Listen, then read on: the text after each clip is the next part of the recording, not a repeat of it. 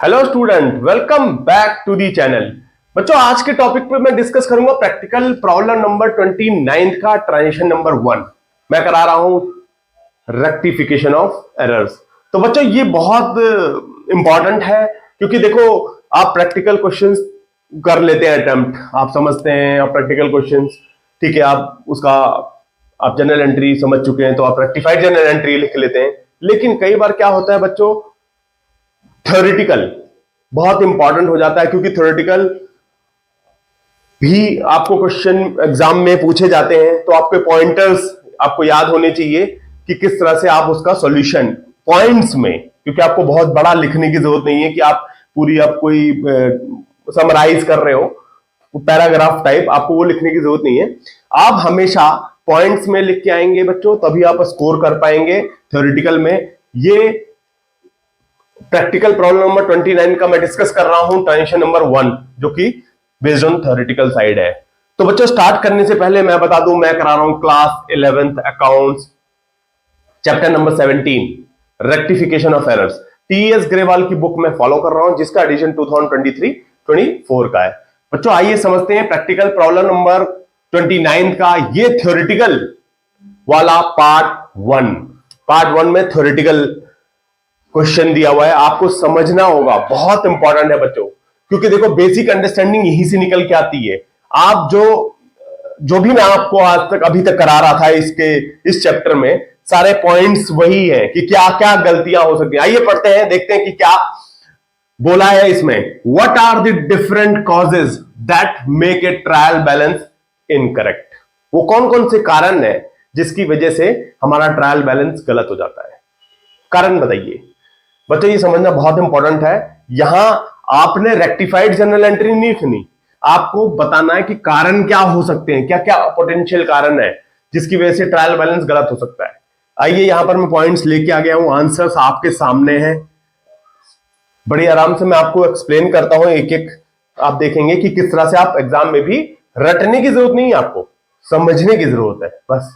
देखिए क्या क्या वजह से ट्रायल बैलेंस गलत हो सकता है। पहला, incomplete posting of journal entry.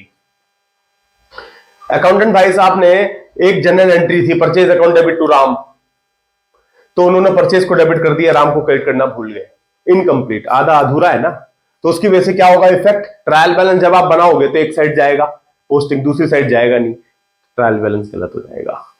ठीक है बच्चों, तो ये एक कारण होगा बहुत मेजर। दूसरा कारण क्या होगा, wrong totalling of subsidiary book. Subsidiary book जो कैश, बैंक, परचेज, सेल्स के अलावा जितनी भी किताबें होती हैं, एक्सपेंस से, रेवेन्यू से, उन सब की अगर रॉन्ग टोटलिंग कर दी। भाई देखो, आप टोटल करते हो ना बैलेंस का, जैसे आपने सैलरी अकाउंट मान लो, वेजेस अकाउंट मान लो, आपने टोटल करी 10,000 आ रहा है, आपने 100 रुपए लिख दिए या 9,000 लिख दिए, तो ट्रायल बैलेंस में क्या पहुंचेगा, गलत पहुंचेगा अमाउंट। तो ये wrong totalling of the subsidiary book भी एक फैक्टर है, एक कॉजेज है जिसकी वजह से ट्रायल बैलेंस गलत हो सकता है, इनकरेक्ट हो सकता है। आइए थर्ड पढ़ते हैं, posting in the wrong side of account.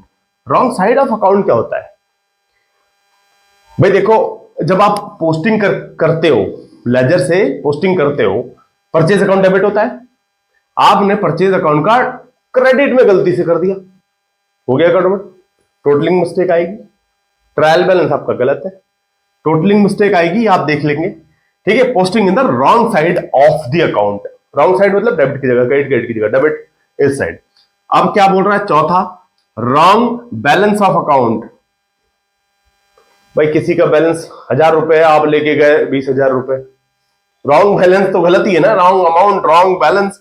चौथा, नेक्स्ट है fifth, wrong totalling of the trial balance. अब ट्रायल बैलेंस की टोटलिंग ही कोई गलत कर दे तो गलत हो गई ना ट्रायल बैलेंस। भाई देखो, डेबिट साइड में 10,000 आ रहा है, 9 लिख दिए गलती से, क्रेडिट में 10 आ रहा है, 10 लिख दिए, तो 9 10 टोटलिंग मिस्टेक है आपका। Sixth point, omission of total of subsidiary books in account. क्या लिखा है, omission of total of subsidiary book in the account. आप क्या करते हैं, भूल जाते हैं, टोटलिंग करना ही सब्सिडरी बुक में मान लो भूल गए, ओमिशन भूल गए, तो ट्रायल बैलेंस में तो आप कुछ मूव करके लेके नहीं आओगे। ओमिशन भूल गए, जहां गलती हो गई पूरी कि भाई किसी का टोटल किया और सब्सिडरी बुक से आपने मूव करना ट्रायल बैलेंस में आप भूल गए, तो उसकी वजह से भी ट्रायल बैलेंस आपका इंपैक्टेड होगा, बिल्कुल होगा।